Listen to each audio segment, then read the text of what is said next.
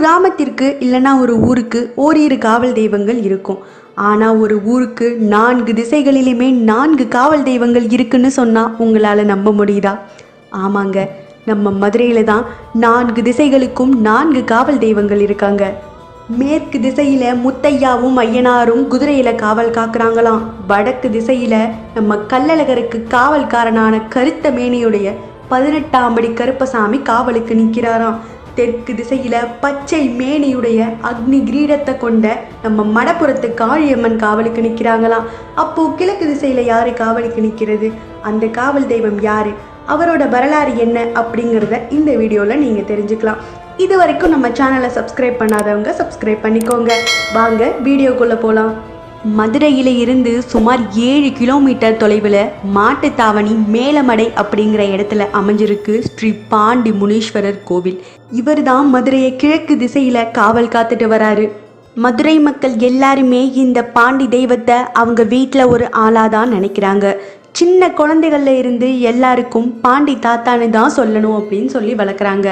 இந்த பாண்டிசாமி இந்த இடத்துக்கு எப்படி வந்தார் அப்படிங்கிறத பற்றி இப்போ பார்க்கலாமா? நம்ம எல்லாருக்குமே சிலப்பதிகாரம் கண்டிப்பாக தெரிஞ்சிருக்கும். காவிரி பூம்பட்டினத்திலிருந்து பஞ்சம் பிழைப்பதற்காக கண்ணகி கோவலன் இருவரும் மதுரையை வந்து அடைகிறாங்க. கோவலன் காசிலம்ப திருடியதா அவர் மீது பழி போடப்பட்டு பாண்டிய நெடுஞ்செழிய மன்னனால தவறான நீதி வழங்கப்படுது. கோவலன் அந்த காசிலம்பை எடுக்கவில்லை அப்படின்னு தெரிந்ததுக்கு அப்புறம் பாண்டிய நெடுஞ்செழிய மன்னன் அவர் இழைத்த தவறுனால அந்த இடத்திலேயே அவர் உயிரை விடுறாரு. அவரை தொடர்ந்து அவங்க மனைவி கோப்பெருந்தேவியும் அதே இடத்திலேயே தன்னோட உயிரை விடுறாங்க.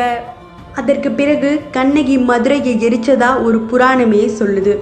மாண்டு போன அந்த பாண்டிய நெடுஞ்செழிய மன்னரோட ஆத்மா சிவனிடம் போய் நிற்குது. அப்போ சிவன் சொல்கிறாரு, நீதிக்காக உயிரை விட்ட நீ மறுபடியும் மானுடனா பிறந்து உன்னோட பிறவி கடனை தீர்த்து கொள் அப்படின்னு. ஆனால் அவர் என்ன சொல்கிறாரு தெரியுமா? சுவாமி, எனக்கு மறுபடியும் இந்த மானுட பிறப்பு வேண்டாம். என்னை பூஜித்து மனிதர்கள் என்னை வழிபட வேண்டும். அவங்களை நான் காத்து அருள வேண்டும். எந்த மதுரை மக்களை நான் காக்க தவறினனோ அவங்களையே நான் காக்கணும். தீய சக்திகளை வெல்லும் வரமும் தீயவர்களை கொல்லும் வரமும் எனக்கு வேண்டும். என்னை நம்பி வந்தவங்களுக்கு நான் அருள் புரிஞ்சே ஆக வேண்டும். உங்களோட அருள் மாதிரியே எனக்கு வேண்டும்னு கேட்குறாரு. சிவபெருமானும் என்னோட சக்தி உன்னோடு இருக்கும்னு சொல்லி அனுப்புகிறாரு. சுமார் ஒரு 200 ஆண்டுகளுக்கு முன்னாடி பிழப்பு தேடி மதுரைக்கு வராங்க. கரூரில் இருந்து வள்ளியம்மாள் பெரியசாமி அப்படிங்கிற தம்பதி. அவங்க மதுரைக்கு வந்துட்டு இருக்கும்போது மானகிரி அப்படிங்கிற கிராமத்தில் அன்று இரவு தங்கலான்னு ஒரு முடிவெடுக்கிறாங்க. ஏன்னா இருட்டிடுச்சு. இன்னைக்கு இருக்க போக்குவரத்து வசதி மாதிரி அந்த காலகட்டத்திலலாம் இருக்காது. எங்கே பார்த்தாலுமே புதரு மண்டி போய் காடு மேடை தான் இருக்குன்னு சொல்கிறாங்க. வள்ளியம்மாளும் பெரியசாமியும் நல்ல ஆழ்ந்த உறக்கத்தில் இருக்காங்க. அப்போது வள்ளியம்மாளோட கனவுல ஒருத்தர் வராரு. ஜடாமுடி வச்சிருக்காரு, முறுக்கு மீசை, விழிந்த கண்கள். அவர் என்ன சொல்கிறாருன்னா, நான் தான் முன்னொரு காலத்தில் மதுரையை கட்டி ஆண்ட பாண்டிய நெடுஞ்செழிய மன்னன். இப்போது 8 அடி ஆழத்தில் மண்ணுக்கு கீழே தவக்கோலத்தில் இருக்கேன் அப்படின்னு சொல்லிட்டு அவர் சிவபெருமான் கிட்ட நடந்த உரையாடலையும் சொல்கிறாரு. என்ன நீ தோண்டி எடுத்தீன்னா நான் உன்னையும் உன் குடும்பத்தையும் வாழ வைப்பேன். என்னை நம்பி வர்ற எல்லாருக்கும் நான் அருள் புரிவேன் அப்படின்னு சொல்கிறாரு. இந்த கனவு முடிஞ்சதுமே வள்ளியம்மா திடுக்கட்டி எழுந்துக்கிறாங்க. எழுந்து பெரியசாமி கிட்ட சொல்கிறாங்க இந்த மாதிரி கனவு வந்ததுன்னு. ஆனால் பெரியசாமிக்கு ஒரு ஆச்சரியமாக இருக்குது. அவரால் நம்பவும் முடியலை, நம்பாமல் இருக்கவும் முடியலை. நம்ம வெளியிலேருந்து வந்திருக்கோமா, இந்த மாதிரி கனவு வந்திருக்குன்னு சொன்னால் யார் நம்மளை நம்புவாங்க? இந்த நேரத்தில் போய் நம்ம யாரை எழுப்புறதுன்னு கேட்குறாரு. அதற்கு வள்ளியம்மா சொல்கிறாங்க, இல்லைங்க, என் கனவுல வந்து இந்த சாமி சொல்லியிருக்கு, எல்லாரையும் வாழ வைக்கிறேன்னு சொல்லியிருக்கு. அப்போ கண்டிப்பாக இந்த சாமி மண்ணுக்கு கீழே தான் இருக்குன்னு உடனே போய் ஊர் மக்கள் அழைச்சிட்டு வராங்க. அழைச்சிட்டு வந்து அதே மாதிரி ஊர் மக்கள் கிட்ட அந்த சாமி சொன்னதை அப்படியே சொல்கிறாங்க. ஊர் மக்களும் 8 அடி தானேன்னு தோன்றாங்க. தோண்டி பார்த்த எல்லாருக்குமே உடம்பு மெய் சிலிர்த்து போயிருக்கு. ஏன்னா அந்த பெண்மணி எந்த அடையாளத்தோட சொன்னாங்களோ அதே அடையாளத்திலேயே இந்த சிலை இருந்திருக்கு. ஜடாமுடி, விரிந்த கண்கள், முறுக்கு மீசை, தவக்கோலம்னு. இந்த சிலையை பார்த்த ஊர் மக்கள் எல்லோருமே கையெடுத்து கும்பிட ஆரம்பிச்சிட்டாங்க. உடனே வள்ளியம்மாள் கிட்ட சொல்கிறாங்க, உன் பரம்பரையில் உள்ளவங்களே இந்த கோவிலுக்கு வழித்துறையாக சேவை செய்யட்டுமா அப்படின்னு சொல்கிறாங்க. உடனே அதே இடத்துலையே அந்த சாமியை வச்சு கும்பிட ஆரம்பிக்கிறாங்க. கொஞ்ச நாளுக்கு அப்புறம் அதே பெரிய சாமி உடம்புல வந்து இறங்குறாரு பாண்டி முனி. நான் வெயிலில் காயிறேன், மழையில் நனைகிறேன், அப்படின்னு சொல்றாரு. உடனே அந்த ஊர் மக்கள் எல்லோரும் அவருக்கு ஒரு ஓழை எடுத்து அதை வேய்து கோவில் மாதிரி அப்போதைக்கு கட்டி வச்சுதான் கும்பிட்றாங்க. முனிவர் வேடத்துல சிவன் மாதிரி இருந்ததுனால முனி ஈஸ்வரன் முனீஸ்வரன்னு கும்பிட்றாங்க, கூப்பிடவும் செய்கிறாங்க. பாண்டிய நாட்டை கட்டி ஆண்டதுனால பாண்டி முனீஸ்வரருங்கிற பெயர் அவருக்கு வந்திருக்கு. நாளுக்கு நாள் அவரோட சக்தி அதிகமாயிட்டே இருந்திருக்கு. அதனால பல்வேறு பகுதிகளிலிருந்து மக்கள் வந்து கோவிலுக்கு குவிய ஆரம்பிச்சாங்க. அந்த பகுதியை சேர்ந்த வசதி படைத்தவங்க எல்லாரும் அந்த கோயில் பொறுப்பை ஏத்துக்கிட்டு அந்த கோவிலுக்கு மகா மண்டபம் அமைத்து கும்பாபிஷேகமும் செஞ்சாங்க. இப்போது அங்க முனீஸ்வரர் மிகப்பெரிய கோயில்ல இருந்து அருள்பாலித்து கொண்டிருக்கிறாரு. குழந்தை இல்லாதவங்களுக்கு குழந்தை வரும் அருளியும், பேய் பிசாசு பில்லி சூனியம் ஏவல் இது எல்லாமே அந்த கோயில்ல நம்ம கால் எடுத்து வச்சாலே அறுதுடுன்னு சொல்லுவாங்க. இந்த மாதிரி அந்த சாமி கிட்ட எந்த வேண்டுதல் வச்சாலும் உடனே நிறைவேறிடுமா. எந்த ஒரு வேறுபாடுமே இல்லாம எல்லாரும் அந்த கோயில்ல போய் வழிபடுறாங்க. இந்த கோவில்ல பாண்டிசாமி மட்டும்தான் இருக்கா அப்படின்னு கேட்டா இல்லை. இவருக்கு காவலுக்கு 2 சாமிகள் இருக்காங்க, சமய கருப்பு ஆண்டி சாமின்னு. இது மட்டும் இல்லாமல் விநாயகரும் சுப்பிரமணியரும் கூட இங்கே அருள்பாலித்து கொண்டிருக்கிறாங்க. ஆண்டி கோயிலில் கிடா வெட்டுன்னு கேள்விப்பட்டிருப்போம். ஆனால் அது நம்ம முனிசாமிக்கு கிடையாது. நம்ம முனிசாமிக்கு வெள்ளை ஆடை உடுத்தி சந்தனத்தால் அபிஷேகம் செய்து தைலக்காப்பு அணிவிப்பாங்களாம். சர்க்கரை பொங்கல் வைத்து தான் இவருக்கு வழிபாடு பண்ணுவாங்க. ஆண்டி சாமிக்கும் அதே மாதிரி தான் வெற்று பொங்கல் வச்சு இனிப்பில்லாம தான் கும்பிடுவாங்களாம். அப்போ அந்த கிடா வெட்டுதல் யாருக்குன்னு தானே கேட்குறீங்க? நம்ம சமய கருப்புக்கு தான். அவருக்கு தான் கிடா வெட்டுதல் மது சுருட்டு இது எல்லாமே வச்சு கும்பிடுவாங்க. இந்த சமய கருப்புக்கே ஒரு கதை இருக்கு. இந்த கருப்பை நீங்க எப்படி கண்டுபிடிக்கலாம்னா தலையும் ஒற்றை கையும் இருக்காது. அதற்கு காரணம் நம்ம நாட்டில் ஆங்கிலேயர் ஆட்சி நடந்து கொண்டிருந்தப்ப அந்த ஆங்கிலேயர் ஒருத்தவர் வேட்டையாட போறாரு. வேட்டையாட போறதுக்கு முன்னாடி சமய கருப்பு கிட்ட கேட்குறாரு, நான் இன்னைக்கு எத்தனை விலங்க வேட்டையாடுவேன்னு நீ சொல்லு அப்படின்னு கேட்டிருக்காரு. ஆனால் சமய கருப்பு எதுவுமே குறி சொல்லாம அமைதியா இருந்திருக்கு. அவரும் கோபமா வேட்டைக்கு கிளம்பி போறாரு. ஆனால் அன்னைக்கு எதுவுமே அவருக்கு மாட்டவே இல்லையா. இந்த சாமி வாயை திறந்து குறி சொல்லலை, அதனால தான் நமக்கு இந்த மாதிரி மாட்டலைன்னு கோபமாக வந்து அந்த சாமியோட தலையும் கையையும் வெட்டியிருக்காரு. வெட்டிட்டு போனவர் தான் இப்படி போனோன்னே அவர் சிலையாயிட்டாருன்னு ஒரு கதையே இருக்கு. அதுவும் அந்த குதிரையோட. பாண்டிசாமி கோவிலுக்கு முன்னாடியே இந்த 2 சாமியுமே இருக்காங்க. இவங்க 2 பேரையுமே தரிசனம் பண்ணிட்டு வந்து தான் பாண்டிசாமியை பார்க்கணும்னு சொல்றாங்க. இந்த கோயிலை முதல்ல வள்ளியம்மாள் வகையரா தான் பராமரிச்சிருக்காங்க. ஆனால் அதற்கப்புறம் பாண்டியன் வகையராவும் மகாமுனி பூசாரி வகையராவும் சேர்ந்து நிர்வகித்திருக்காங்க. அதற்கப்புறம் இந்து சமய அறநிலைத்துறை இதோட பொறுப்பை ஏற்றிருக்கு. இந்த கோயிலில் ஒவ்வொரு சுதந்திர தினத்திலும் ஆயிரக்கணக்கானவங்க உட்கார்ந்து சம்மந்தி விருந்தாக உணவு கொள்ளுவாங்களாம். இதை ஒற்றுமை திருவிழான்னு சொல்றாங்க. இந்த கோயிலோட ஒரு உன்னத நிகழ்வுன்னு எல்லாரும் கருதுறாங்க. கோயிலில் நடக்கிற கூட்டு வழிபாடும் ரொம்ப சிறப்பு. மாவட்டத்தில் உள்ளவங்க மட்டும் இல்லாமல் தமிழகத்தையும் கடந்து வெளி மாநிலத்தில் உள்ளவங்களும் இலங்கை மலேசியா சிங்கப்பூர் உள்ளிட்ட வெளிநாடுகள்லையும் பாண்டி முனீஸ்வரருக்கு பக்தர்கள் இருக்காங்களாம். முன்னாடியெல்லாம் இந்த கோயிலில் செவ்வாய் வெள்ளி மட்டும்தான் விசேஷ நாட்களாக இருக்குமா கிடா விருந்தும் நடைபெறும்னு சொல்கிறாங்க. ஆனால் இப்போது வாரத்தில் 7 நாளுமே கிடா விருந்தும் தினந்தோறுமே அந்த கோயிலுக்கு போனாலும் திருவிழா மாதிரி தான் காட்சி அளிக்கும்னு சொல்கிறாங்க. இந்த மாதிரி பூஜை நடக்கிறப்ப பக்தர்கள் கூட்டம் அலை மோதுமா. அதுவும் இல்லாமல் இங்கே வர்ற பக்தர்கள் மீதே பாண்டி முனிசாமி வந்து இறங்குவாருங்கிறது ஒரு நம்பிக்கை. இந்த கோயிலில் உள்ள மற்றொரு மிகப்பெரிய சிறப்பு என்ன தெரியுமா? மற்ற கோவில்களில் இருக்க முனீஸ்வரர் எல்லாரும் ஒரு காலை மடக்கி ஒரு காலை கீழே தொங்க போட்ட மாதிரி கையில் அருவாலை வச்சுட்டு காட்சியளிப்பாங்க. ஆனால் இந்த கோயிலில் பாண்டி முனீஸ்வரர் எப்படி தெரியுமா காட்சியளிக்கிறாரு? பத்மாசன நிலை தவ கோலத்தில் காட்சியளிக்கிறது மிகப்பெரிய சிறப்புன்னு சொல்றாங்க. வளைந்தோடும் வைகையாற்றின் விளிம்பில் ஆக்ரோஷ அவதாரமாக நிற்கிறாள் பத்ரகாளி. மதுரை மண்டலத்தில் மடப்புறம் காளிங்கிற வார்த்தையை கேட்டாலே கொடூரம் செய்பவர்கள் அடுத்தவர்களை ஏமாற்றுபவர்கள் பயந்து நடுங்குவாங்க. மடப்புறத்தை சுற்றியுள்ள கிராமங்களில் யாருக்காவது கொடுக்கல் வாங்கல் பிரச்சனை இருந்துச்சு அப்படின்னா பெரும்பாலும் அவங்க கோர்ட்டுக்கோ போலீஸுக்கோ போறது கிடையாது. அவர்கள் நாடி வரும் ஒரே கோர்ட் பத்ரகாளி கோவில் தான். இங்கு யாராவது பொய் சத்தியம் செய்தால் 30 நாட்களுக்குள்ளாக அந்த நபரை குறை கேட்டு விடுமாம் காளி. சில நேரம் பொய் சத்தியம் செய்தவர்கள் மடப்புறம் எல்லையை தாண்டுவதற்குள்ளாகவே காளியால் தண்டிக்கப்படுவார்களாம். அப்படிப்பட்ட அதிசக்தி வாய்ந்த ஆக்ரோஷ தெய்வமான மடப்புறம் பத்ரகாளி அம்மனோட வரலாறை பத்தி தான் இன்னைக்கு இந்த வீடியோல தெரிஞ்சுக்க போறீங்க. ஸ்கிப் பண்ணாம வீடியோவை கடைசி வரைக்கும் பாருங்க. நீங்க முதல் முறையா நம்ம சேனல் வீடியோவை பாக்குறீங்கன்னா சப்ஸ்கிரைப் பண்ணிக்கோங்க. வாங்க இப்ப வீடியோக்குள்ள போகலாம். ஒரு சமயம் பிரளய காலத்தில் மதுரை மாநகரை வெள்ளம் சூழ்ந்த போது மதுரையை ஆட்சி செய்த மீனாட்சி மதுரையின் எல்லையை காட்ட சொல்லி சிவனை கேட்க, சிவன் தன் கழுத்தில் உள்ள பாம்பை எடுத்து மேற்கே திருவேங்கடமும் தெற்கே திருப்பரங்குன்றமும் வடக்கே திருமாலிருஞ்சோலையையும் வைத்து எல்லையை வகுத்த இறைவன் கிழக்கில் தற்போது உள்ள மடப்புறத்தில் படத்தையும் வாளையும் ஒன்று சேர்த்து எல்லை காட்டினார்.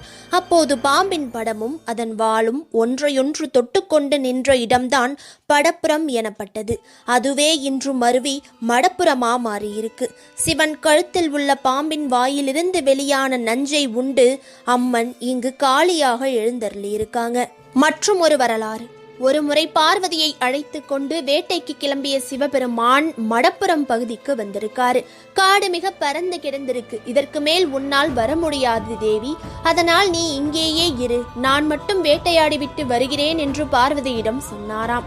இந்த அடர்ந்த காட்டுப்பகுதியில் நான் மட்டும் எப்படி தனியே இருப்பது என்று பார்வதி கேள்வி எழுப்ப ஐயனாரை அழைத்து பார்வதிக்கு துணையாக வைத்துவிட்டு போயிருக்காரு சிவபெருமான். அப்போது பார்வதி, இந்த இடத்தில் நான் இருப்பதால் இந்த ஸ்தலத்திற்கு ஏதாவது சிறப்பை கொடுக்க வேண்டும் என்று கேட்க, இந்த இடத்திலிருந்து 3 மைல் தொலைவில் இருக்கும் வைகையாற்றில் நீராடுபவர்களுக்கு காசியில் நீராடியதை காட்டிலும் கூடுதலான புண்ணியம் கிடைக்கும் என்று வரம் கொடுத்தாராம் சிவபெருமான். அதன் பிறகுதான் மடப்புறத்தில் காளி வடிவில் ஆதிசக்தி தங்கினாள் அப்படின்னும், காளிக்கு துணையாக இருந்த ஐயனார் அடைக்கலம் காத்த ஐயனாராக இங்கேயே ஆட்சி செலுத்தினாலும் சக்தியின் வடிவமாக நின்று கொண்டிருக்கும் பத்ரகாளிக்குத்தான் பிரதான வழிபாடு. சிவபெருமான் அருளிய வரத்தின்படி மடப்புறத்திலிருந்து 3 மைல் தொலைவுக்குள் வைகையில் நீராடுபவர்களுக்கு காசியில் நீராடியதை காட்டிலும் கூடுதலான புண்ணியம் கிடைக்கும் அப்படிங்கிற ஒரு நம்பிக்கை இன்றும் தொடர்ந்து வருது. காசு பணம் செலவு செய்து காசிக்கு போக முடியாதவர்கள் மடப்புறத்தை ஒட்டியுள்ள திருபுவனத்திற்கு வந்து தங்களின் முன்னோர்களுக்கு காரியங்கள் செய்து புண்ணியம் சேர்த்து கொண்டு போவது இன்றும் நடந்துட்டு இருக்கு. காளி திறந்த வெளியில் குதிரையின் நிழலில் காட்சி தருவதுடன் காளியின் இடப்புறம் பாதுகாப்பிற்காக விட்டு சென்ற ஐயனார் அடைக்கலம் காத்த ஐயனாராக காட்சி கொடுக்கிறாரு. வலப்புறம் விநாயகர் பெருமானும் காளியின் எதிரே பழமை மாறா எண்ணெயினால் ஆன அணையா விளக்கும் உள்ளது. அதன் பின்னே தியான மண்டபமும் காளியின் எதிரே உள்ள வாய்களை தாண்டி பலிபீடமும் உள்ளது. வடக்கு நோக்கிய வாயிலுடன் பத்ரகாளியம்மன் கோவில் அமைந்துள்ளது. இந்த பத்ரகாளியம்மனை வேண்டினால் திருமணமாகாத பெண்களுக்கு திருமண தடை நீங்கும் என்கிற ஐதீகம் நிலவுவதால் பெண்களே அதிக அளவில் இங்கு வந்து சாமி தரிசனம் செய்யறாங்க. அம்மனை குளிர்ச்சியூட்ட எலுமிச்சம் பழங்களால் ஆன மாலை இங்கு அணிவிக்கப்படுது. அம்மனுக்கு ஆடை அணிவித்தலும் படையலாகவே கருதப்படுது. இந்த காளிக்கு எலுமிச்சை மாலை பிரதான வழிபாட்டு பொருளாக இருப்பதால் 108 1008 என்கிற ரீதியில் இங்கு வரும் வேண்டுதல் நிறைவேறிய பக்தர்கள் எலுமிச்சை மாலையை சாற்றி வராங்க. வாரந்தோறும் வெள்ளிக்கிழமை மதிய வேளையில் நடைபெறும் உச்சிகால பூஜை இங்கு மிகவும் பிரசித்தி பெற்றதா இருக்கு. திரிசூலத்தை கீழ் திசையை நோக்கி கலியுகத்தில் அநீதிகளை அழிக்கும் சம்ஹார தேவதையாக தனது தலையில் சுடர்விடும் அக்னியையே கிரீடமாக கொண்டு உலகை காக்க உலாவரும் கோலத்தில் நின்று அருளாட்சி செய்கிறாள் பத்ரகாளி அம்மன். வலக்கையில் பற்றிய திரிசூலம் அநீதியை அழிக்கவும் தலையில் சூடிய அக்னி அழித்தவற்றை மீண்டும் எழவிடாது சாம்பலாக்கவும் நின்ற கோலத்தில் தன்னை நாடி வரும் தன் மக்களை என்றும் எப்போதும் காத்து வருபவள் மடப்புறம் பத்ரகாளியம்மன். கோவில் வளாகத்திற்குள் வெட்ட வெளியில் கூரை கூட இல்லாமல் நாக்கை துருத்தியபடி ஆக்ரோஷமாக நிற்கிறாள் பத்ரகாளி. காளியின் 2 பக்கமும் பிரம்மாண்டமான 2 பூதங்கள். 13 அடி உயரம் கொண்ட காளியின் தலைக்கு மேல் ராட்சச குதிரை ஒன்று தாவியபடி நிற்கிறது. காளியை மனமுருகி வேண்டி நின்ற பக்தர் ஒருவர், எந்த நேரமும் உனக்கு பக்கத்திலேயே இருக்க எனக்கு வரம் கொடுக்க வேண்டும் அப்படின்னாராம். அவரது பக்தியை மெச்சிய காளியம்மன் அவரை குதிரையாக மாற்றி தனக்கு நிழல் தரும் குடையாக வைத்துக் கொண்டதாம். தன்னை நாடி வரும் பக்தர்களை தாமதமின்றி காப்பாற்ற ஆயத்த நிலையில் காளியின் வலது கையில் திரிசூலம். காளிக்கு எதிரே உள்ள மண்டபத்தில் நெய்விளக்கு ஏற்றி வழிபட்டு வந்தால் நினைத்த காரியம் கைகூடி வரும். காளிக்கு பிடித்தமான காணிக்கை பொருள் எலுமிச்சம்பழ மாலைதான். காளிக்கு மட்டும் போடக்கூடிய மாலையில் 101 பழங்கள் கோர்க்கிறார்கள். குதிரைக்கும் சேர்த்து மாலை போடுவதென்றால் 1001 பழங்களை கோர்க்க வேண்டியிருக்கும். மடப்புறத்தை சுற்றியுள்ள கிராமங்களில் யாருக்காவது கொடுக்கல் வாங்கல் பிரச்சனை என்றாலும் பெரும்பாலும் கோர்ட்டுக்கோ போலீஸுக்கோ அவங்க போறது கிடையாது. அவர்கள் நாடி வரும் ஒரே கோர்ட் மடப்புறம் பத்ரகாளியம்மன் கோவில்தான். காளிக்கு வலப்புறத்தில் சின்னதாக ஒரு திண்டு, இதன் பெயர் சத்தியக்கல்.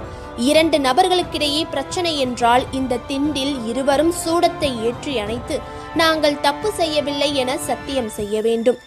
அதன் பிறகு கழுத்தில் அரளி மாலை போட்டுக்கொண்டு காளிக்கு வலப்புறமாக நிற்கும் பூதத்தை கட்டி பிடித்தபடி நாங்கள் தப்பு செய்யவில்லை என வாக்கு கொடுக்க வேண்டும். இங்கு யாராவது பொய் சத்தியம் செய்தால் 30 நாட்களுக்குள்ளாக அந்த நபரை குறை கேட்டு விடுமாம் காளி. சில நேரம் பொய் சத்தியம் செய்தவர்கள் மடப்புறத்து எல்லையை தாண்டுவதற்குள்ளாகவே காளியால் தண்டிக்கப்படுறாங்க. இப்படி தண்டிக்கப்படுபவர்கள் மறுபடியும் காளியிடம் வந்து காணிக்கை செலுத்தி பரிகாரம் தேடி கொண்டு போவது இப்பவும் நடந்துட்டு இருக்கு. இங்கு நடக்கும் இன்னொரு முக்கியமான வேண்டுதல் என்னன்னு பார்த்தீங்கன்னா காசு வெட்டி போறது. காளியின் முகத்திற்கு எதிரே தரையில் ஒரு பட்டியக்கல் பதிச்சு வச்சிருக்காங்க. அதற்கு பக்கத்திலே உளியும் சுத்தியலும் வச்சிருக்காங்க. அநியாயம் பண்றவங்கள தட்டி கேட்க திராணி இல்லாதவர்கள் ஈரத்துணியுடன் இங்கு வந்து காளிக்கு எதிரே உட்கார்ந்து காசு வெட்டி போட்டு எனக்கு சக்தி இல்லை, நீதான் எனக்கு கேட்டு கொடுக்கணும்னு கண்ணீரும் கம்பளையுமா அம்மன் கிட்ட முறையிடுறவங்க. இந்த கண்ணீருக்கு மனமிறங்கி வரும் காளி அநியாயக்காரர்களை அடித்து எழுப்பி இம்சை பண்ணி அவர்களையும் தன்னுடைய வாசலுக்கு வரவழைத்து விடுவாள். காளி நிற்கும் பீடம் நீளம் அகலம் உடையது. அதன் மேல் போருக்கு ஆயத்தனமான நிலையில் தன் பின்னங்கால்களை தரையில் ஊன்றி முன்னங்கால்களை தூக்கி அன்னையின் ஆற்றலை வெளிப்படுத்தும் சக்தி வடிவமான குதிரை நிற்கிறது. காளிக்கு பின்னால் பிரகாரத்தில் ஒரு வேப்ப மரம் இருக்கும். இதுக்கு தெய்வ சக்தி இருக்குது. நீண்ட நாட்களாக திருமணம் தடைப்பட்டு நிற்கும் பெண்கள் இந்த மரத்தின் மடியில் மஞ்சள் தாலியை கட்டி வழிபட்டால் திருமண தடைகள் நீங்கும். குழந்தை பாக்கியம் இல்லாதவர்கள் தங்கள் முந்தானையை கிழித்து வேப்பமர கிளையில் தொட்டில் கட்டிவிட்டால் தாமதிக்காமல் அவர்களுக்கு குழந்தை வரம் கிடைக்கும். வேப்ப மரத்தில் கட்டப்பட்டுள்ள தாலி மற்றும் தொட்டில்களின் எண்ணிக்கை இதையெல்லாம் பறைசாற்றுகின்றன. எல்லா நாட்களும் காலை 6 மணி முதல் இரவு 9 மணி வரை கோவில் திறந்திருக்கும். வெள்ளை குதிரை மேல் முறுக்கிய மீசையுடன் இருக்கும் காவல் தெய்வம்னு சொன்னா முதல்ல நம்ம நினைவுக்கு வர்றது கருப்பசாமி தான். தன்னை நாடி வருபவர்களின் கவலையை போக்கி வேணுங்கிற வரத்தை கொடுப்பவரும், தன்னுடைய பக்தர்களுக்கு யாராச்சும் தீமை செஞ்சா அவங்களுக்கு உடனே தண்டனை வழங்கும் அதை உக்கிர தெய்வமான கருப்பசாமியை பற்றி பார்க்கலாம். மதுரையில 18 மந்திரவாதிகளை கொடூரமா கொலை செய்து அந்த 18 பேரையும் 18 படியாக்கி கருப்பசாமி காவல் காத்து வராருன்னு சொல்றாங்களே, உண்மையா? அப்படி பார்த்தா சபரிமலை ஐயப்பனுக்கும் தான் 18 படி இருக்கு. இந்த 2 இடத்துல உள்ள 18 படிகள்ல அப்படி என்னதான் இருக்கு? இந்த 2 இடத்திலையும் காவல் காக்கும் கருப்பசாமியோட உண்மையான வரலாறு என்ன? 18ங்கிற எண்ணுக்கு முன்னாடி ஒழிந்திருக்கும் மர்மம் என்ன? மதுரை அழகர் கோவில காவல் காக்கும் மிக சக்தி வாய்ந்த தெய்வமா கருப்பசாமி இருக்காரு. முன்னொரு காலத்தில் கேரள தேசத்தை ஆட்சி செஞ்ச அரசன் பாண்டிய நாட்டுல உள்ள திருமாலிருஞ்சோலைங்கிற அழகர் கோவிலுக்கு வந்திருக்கான். உலகத்திலேயே ரொம்ப அழகான பெருமாள் அப்படின்னா அது நம்ம கல்லழகர் தான். ரொம்ப அழகான கல்லழகரை தரிசிச்சு அந்த சிலையை கைப்பற்றி கேரள நாட்டுக்கு கடத்திட்டு போக முடிவெடுக்கிறான். கேரளாவுக்கு திரும்பி வந்த அரசன் என்ன பண்ணிருக்கான்னா, மந்திரம் மாந்திரீக கலைகள்ல சிறந்த 18 மந்திரவாதிகளை கூப்பிட்டு பாண்டிய நாட்டுல இருக்க கள்ளழகர் சிலையை கடத்திட்டு வர சொல்லியிருக்கான். ஆனால் திருமாலிருஞ்சோலை கோட்டையில இருந்து அழகரை கவர்ந்து வரதுங்கிறது சாதாரண விஷயம் இல்ல. அதனால அந்த பணியை 18 மந்திரவாதிகள் கிட்ட ஒப்படைச்சிருக்கான். 18 மந்திரவாதிகளுக்கு காவலா 18ஆம் படி கருப்பு மலையாள தேசத்துல இருந்து பாண்டிய நாட்டுக்கு அனுப்பி வச்சிருக்கான் கேரள தேசத்து மன்னன்.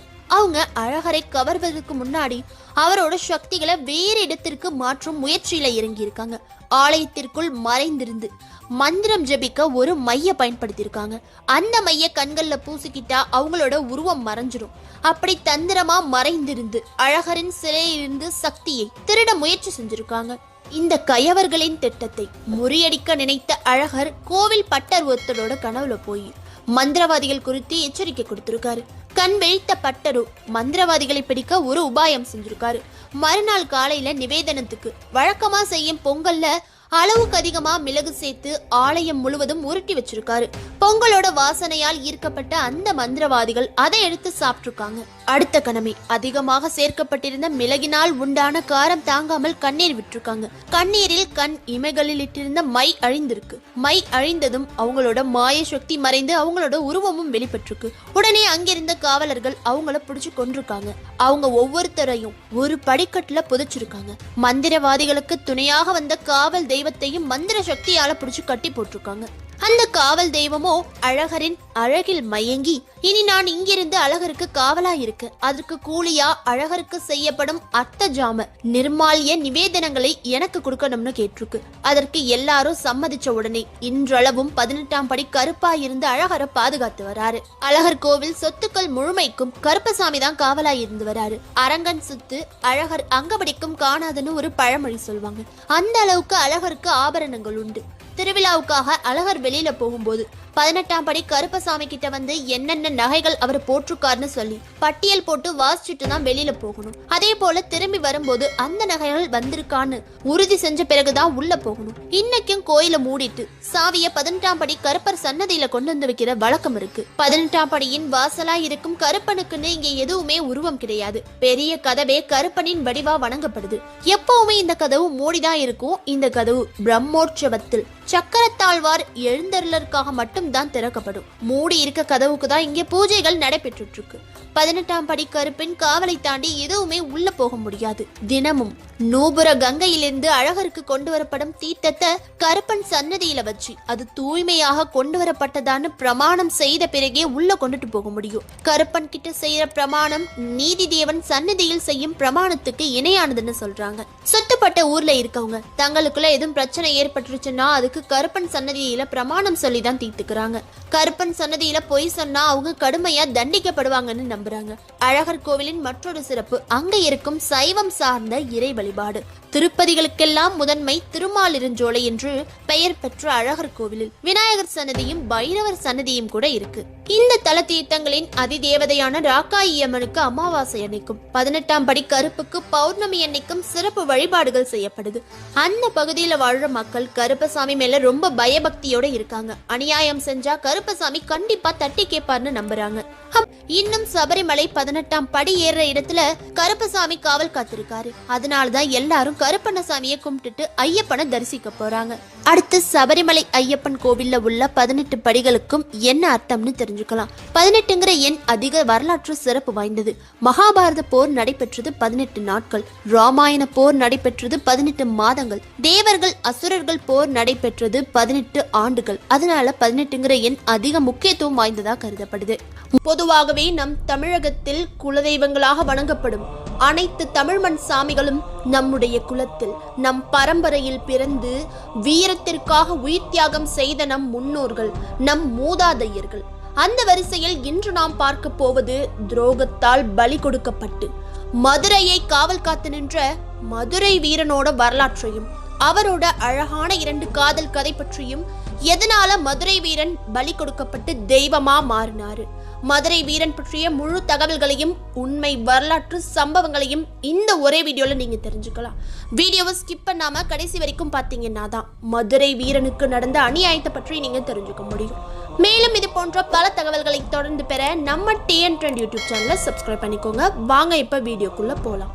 வீரத்திற்கு புகழ்பெற்ற மதுரை மாநகரில் 17ஆம் நூற்றாண்டில் வாழ்ந்து வந்த ஒரு மாவீரனோட வாழ்க்கையில் நடந்த ஒரு உண்மை சம்பவ கதை தான் இன்று பல குடும்பங்களின் காவல் தெய்வமாகவும் குலதெய்வமாகவும் நாம் வணங்கிக் கொண்டிருக்கும் மதுரை வீரனோட கதை. கருப்பசாமி ஐயனார் மாதிரி மதுரை வீரனும் பரவலாக எல்லோரும் வணங்கும் ஒரு கடவுளாய் இருக்காரு. பொதுவா நம்ம எல்லாம் தெய்வங்கள்ல ஜாதிகள் பார்ப்பது கிடையாது. ஆனா மதுரை வீரன் விஷயத்துல அப்படி இல்லை. காரணம் என்னன்னா, மதுரை வீரன் ஒரு தாழ்த்தப்பட்ட சமூகத்தில் பிறந்தவர் அப்படின்னு சொல்லப்படுது. அதன் காரணமாகவே மொத்த வரலாற்றையும் மாற்றி எழுதியிருக்காங்க அப்படிங்கிற குற்றச்சாட்டையும் வரலாற்று ஆய்வாளர்கள் முன்வைக்கிறாங்க. அது எப்படின்னா, உண்மையிலேயே மதுரை வீரன் ஒரு தாழ்த்தப்பட்ட சமூகத்தில் பிறந்தார் என்றும், ஆனா கடவுளை தாழ்த்தப்பட்ட சமூகத்தில் பிறந்ததால் இந்த சமூகம் அவனை கடவுளாக ஏற்றுக்கொள்ளாது என்பதற்காகவே மதுரை வீரன் ஒரு அரச குடும்பத்தில் பிறந்தார் என்றும், அதாவது சத்திரியனாக பிறந்தார் என்றும், அந்த குழந்தை பிறக்கும் போதே கொடி சுற்றி பிறந்ததால் அந்த குழந்தையால் நாட்டுக்கும் நாட்டு மக்களுக்கும் தீங்கு ஏற்படும் என்று ஒரு ஜோதிடர் சொல்றாரு. அதனால தன்னோட நாட்டு மக்களின் நலன் கருதி அந்த நாட்டு மன்னன் அந்த குழந்தைய ஒரு காவலாளி கிட்ட கொடுத்து இதை நீங்க காட்டுல விட்டுட்டு வந்துடுங்க அப்படின்னு சொல்றாரு.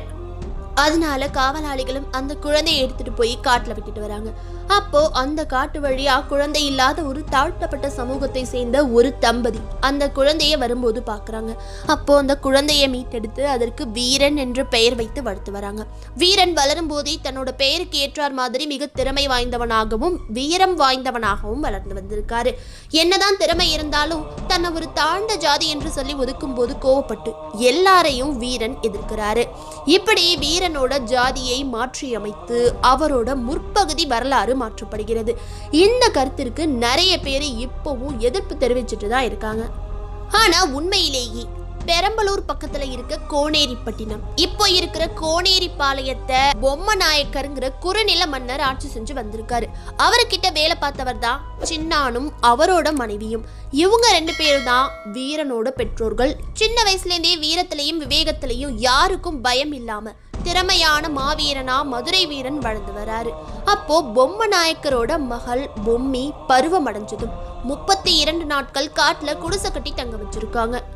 ஒவ்வொரு நாளும் ஒரு குடிசையில தங்கி முடிச்சோன்னு மறுநாள் அந்த குடிசையை எரிச்சிட்டு புது குடிசை செஞ்சு அதுல தங்க வைப்பாங்களாம். அப்படி குடிசைக்கு பாதுகாப்பா வீரனோட அப்பன் காவல் காத்திருக்காரு. இப்படியே 30 நாட்களும் போயிருக்கு. 30ஆம் நாள் வீரனோட அப்பாவுக்கு உடல்நிலை சரியில்லாம போகுது. உடனே வீரன், அப்பா இன்னும் 2 நாட்கள் தானே, உங்களுக்கு பதிலா நான் காட்டுக்கு போறேன்னு சொல்லியிருக்காரு. அதெல்லாம் வேணாம் மகனே, நீயும் வயசு பையன், மன்னருக்கு தெரிஞ்ச ஆபத்து, நானே போறேன்னு சொல்லியிருக்காரு. இல்ல அப்பா நீங்க போவேனா எந்த பிரச்சனையும் வராது, உங்களை மாதிரியே கண்ணும் கருத்துமா நான் அரசியை பாதுகாக்கிறேன்னு சொல்லி அப்பாவுக்கு சத்தியம் செஞ்சு கொடுத்துட்டு பொம்மிக்கு பாதுகாப்பா குடிசைக்கு வெளியில காவல் காத்து நிக்கிறாரு வீரன். அன்று இரவு கடுமையான மழை பெய்யுது. இடி மின்னல்னு மழை நிக்காம பெஞ்சிட்டு இருக்கு. காட்டுல மலைக்கு ஒதுங்க கூட இடம் இல்லாததால வீரன் பொம்மி கிட்ட ஒதுங்குறதுக்கு குடிசைக்குள்ள கொஞ்சம் இடம் கேட்கிறாரு. ஆனா பொம்மியோ ஆண்களை பார்க்க கூடாதுன்னு தான் இன்னும் ஊருக்கு வெளியில குடிசையில திரை போட்டு தங்க வச்சிருக்காங்க. இப்படி இருக்கும்போது நான் எப்படி உங்களை உள்ள விட முடியும், அதெல்லாம் முடியாதுன்னு சொல்லிடுறாங்க. அப்புறம் மனசு மாறி வீரனை குடிசைக்குள்ள வர அனுமதிச்சு அவங்களோட குடிசைக்குள்ள தங்க வச்சுக்கிறாங்க.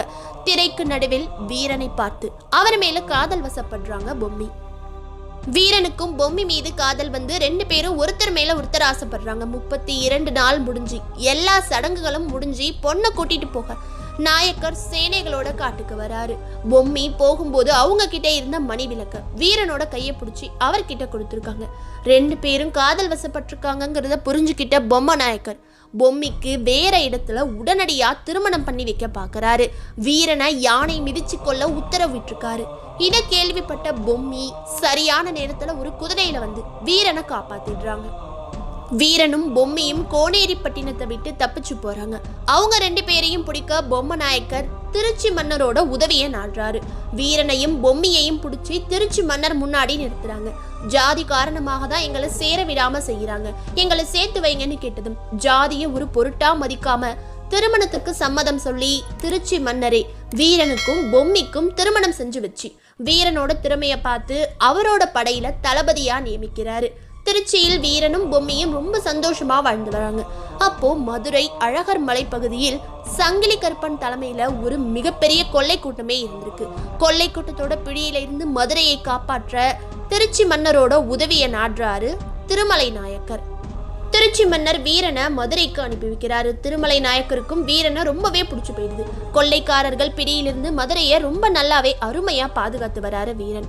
அப்போ திருமலை நாயக்கரோட அரண்மனையில் வெள்ளையம்மாள்ங்கிற ஒரு நாட்டியக்காரி நடனமாடிட்டு இருந்திருக்காங்க. நாயக்கர் வெள்ளையம்மாளை ஒரு தலையா காதலிச்சு வந்திருக்காரு. எப்படியாவது கொள்ளையர்களை பிடிக்க வேண்டும் என்பதற்காக கடுமையான சட்ட திட்டங்களை வீரன் நிறைவேற்றுறாரு. அதுல மிக முக்கியமானது என்னன்னு பாத்தீங்கன்னா, பொதுமக்கள் இரவு நேரங்களில் வீதியில் உலாவக்கூடாது. அப்படி உலாவினால் அவர்களுடைய கை காலானது வெட்டப்படும் அப்படிங்கிற ஒரு கடுமையான சட்டம். அதன் காரணமாக மக்கள் இரவு நேரங்களில் வீதிகளில் உலாவவில்லை. இப்படி இருக்கும்போது ஒரு நாள் அரண்மனையில் நடனமாடும் ஒரு பெண்ணான வெள்ளையம்மாளோட வீட்டுக்கு திருடர்கள் திருட வந்திருக்காங்க. இந்த திருட்டை வீரன் தடுத்து நிறுத்தியதோடு மட்டும் இல்லாமல் வெள்ளையம்மாளோட உயிரையும் மானத்தையும் அந்த கயவர்கள் கிட்ட இருந்து காப்பாத்துறாங்க. அதனால வீரனுடைய வீரத்தையும் விவேகத்தையும் பார்த்த வெள்ளையம்மாள் வீரனிடம் தன்னுடைய மனதை பறிகொடுக்கிறாள். வெள்ளையம்மாள் வீரனை காதலிக்கிறா அப்படிங்கிற விஷயம் அரசல் புரசலா திருமலை மன்னருக்கும் தெரிய வருது. இதனால வீரன் மீது மன்னருக்கு ஒரு காழ்ப்புணர்ச்சி உருவாகுது, ஒரு பகை எண்ணம் உருவாகிடுச்சு. இன்னும் 10 நாளைக்குள்ள நீ திருடனை எப்படியாச்சும் கண்டுபிடிச்சி அந்த கொள்ளை கூட்ட தலைவனை என் கண்ணு முன்னாடி கொண்டு வந்து நிறுத்தணும் அப்படிங்கிற ஒரு கெடுவை விதிக்கிறாரு. வீரனும் எவ்வளவோ முயற்சி செய்யறாரு. மாறுவேடம் போட்டு அழகர் மலைக்கு சென்று திருடர்களை பிடிக்க போறாரு. ஆனா அங்க போய் பார்த்தா திருடப்பட்ட மற்ற பொருட்களும் திருடர்களும் மட்டும்தான் இருக்காங்க. துரதிருஷ்டவசமா கொள்ளை கூட்ட தலைவன் அந்த இடத்துல இருந்து தப்பிச்சிடுறான். அங்கு மீட்கப்பட்ட பொருட்களையும் திருடர்களையும் மன்னர்கிட்ட ஒப்படைக்காம வீரன் தன்னோட வீட்டிலேயே வச்சிருப்பாரு. எதனாலனா கொள்ளை கூட்ட தலைவனையும் பிடிச்சுதான மன்னர்கிட்ட கொண்டு போய் சேர்க்கணும் அப்படிங்கிற ஒரு எண்ணத்தோடு. ஒரு நாள் பௌர்ணமி இரவு அன்று வீரன் வெள்ளையம்மாள் வீட்டின் வழியே காவலுக்கு போகும்போது திருமலை நாயக்கரும் வெள்ளையம்மாள் வீட்டிற்கு சென்று தனக்கு நீ வேண்டுமென்று வலுக்கட்டாயமாக கட்டாயப்படுத்தி இருக்காரு. இதன் காரணமாக வெள்ளையம்மாள் தற்கொலை செய்ய முடிவு பண்றாங்க. வெள்ளையம்மாள் தற்கொலை செய்யும் போது அதை தடுத்து நிறுத்தி வீரன் வெள்ளையம்மாளை காப்பாற்றுறாரு. கூடவே வீரன் வெள்ளையம்மாளை தன்னுடைய மனைவியாக்கி கொள்வாரு. இதை பார்த்த மன்னர் கடும் கோபத்திற்கு ஆளாகுவாரு. வீரனிடம் மன்னனுக்கு மேலும் காழ்ப்புணர்ச்சியானது, பகை உணர்வும் அதிகரிக்குது. ஏற்கனவே திருமணமான ஒரு ஆண் இன்னொரு பெண்ணையும் திருமணம் செஞ்சுக்கிட்டது பெரிய குற்றமா நினைத்த மன்னர் என்னோட ஆட்சியில இப்படியெல்லாம் நடக்கவே கூடாதுன்னு வீரன் மீது தீராத வன்மம் ஏற்படுது நாயக்கருக்கு. கொள்ளை கூட்ட தலைவன் சங்கிலி கற்பனை தேடி புறப்படுறாரு வீரன். இதுக்கு நடுவுல கொள்ளையர்களும் கொள்ளையடிக்கப்பட்ட பொருட்களும் வீரன் வீட்டுல இருக்கிறத தெரிஞ்சுக்கிட்ட அரசர் கொள்ளையர்களுக்கு துணையாதான் வீரன் இருக்காருன்னு தப்பா புரிஞ்சுக்கிட்டு வீரனா மாறு கை மாறு கால் வாங்கணும்னு கட்டளையிடுறாரு. மதுரைக்கு வந்த கோவலன் மீது பாண்டிய மன்னன் பழி சுமத்தி மரண தண்டனை விதிச்ச மாதிரி மதுரையை காத்து வந்த வீரன் மீதும் பழி சுமத்தப்பட்டு தண்டனை விதிக்கப்படுது. கோவலன் மனைவி கண்ணகி மதுரையே எரிச்சாங்க. வீரனோட 2 மனைவிகளும் கணவருக்காக வாதாடி கொலைக்களத்துக்கு போறாங்க. திருமலை நாயக்கரும் நடந்த உண்மைகளை தெரிஞ்சுக்கிட்டு வீரன் எந்த தவறும் செய்யலைங்கிறத உணர்ந்து கொலைக்களத்துக்கு போறாரு. அதுக்குள்ள வீரனுக்கு தண்டனை நிறைவேற்றப்பட்டு மாறு கை மாறு கால், ஒரு கையும் ஒரு காலும் வெட்டப்பட்டு துடித்து இறந்து போறாரு. இதை பார்த்த பொம்மையும் வெள்ளையம்மாளும் கணவனோட இறப்பை தாங்கிக்க முடியாம 2 பேரும் வீரனோட சேர்ந்து அந்த இடத்திலேயே உயிர் விடுறாங்க. எந்த தப்புமே செய்யாத வீரனுக்கு தப்பான தீர்ப்பை கொடுத்துட்டு இப்படி அநியாயமா மதுரையை பாதுகாத்து வந்த வீரனை கொன்னுட்டோமேனு மனமுடைஞ்ச திருமலை நாயக்கர் வீரனையும் அவரோட 2 மனைவிகளையும் தெய்வமா வழிபட ஆரம்பிக்கிறாரு. மதுரையை காத்து வந்த வீரனை அநியாயமாக கொலை செய்ததை கண்ட மதுரை மீனாட்சி அம்மனே நேரில் காட்சி கொடுத்து மதுரையை அழிக்க முற்பட்டாங்கன்னும் அப்போ மதுரை வீரன் கேட்டுக்கிட்டதாலதான் மீனாட்சி அம்மன் சாந்தமாகி மதுரை வீரனை அவங்களுக்கு காவலா கிழக்கு கோபுர வாசல் கம்பத்தடி வீரனா இருக்க சொன்னதாகவும் சில கதைகள்ல சொல்லப்படுது. அதனாலதான் எப்பவும் மதுரை மீனாட்சி அம்மன் கோவில்ல வீரன் பூஜைக்கு அப்புறம் மீனாட்சி அம்மனுக்கு பூஜை நடத்தப்படுதான். 17ஆம் நூற்றாண்டில் வாழ்ந்த ஒரு சரித்திர நாயகன் மதுரை வீரன்னே சொல்லலாம். இவர் வீரத்தில் மட்டும் சிறந்தவராய் இல்லாம ஜாதி ஒழிப்பையும் ஒரு முக்கியமான கொள்கையா வச்சு போராடி இருக்காரு. தான் உயிரோடு வாழ்ந்து வந்த போது எப்படி மதுரையை காவல் காத்து நின்றாரோ அதே போல் இறந்தும் காவல் தெய்வங்களில் ஒருவராய் மாறி பொம்மியம்மனோடும் வெள்ளையம்மனோடும் தம்பதியா காட்சி கொடுத்து அருள் புரிஞ்சுட்டு இருக்காரு. மதுரை வீரன் ஒரு உண்மை கதாபாத்திரமாதான் வீரத்திற்கும் காதலுக்கும் அடையாளமா வாழ்ந்திருக்காரு.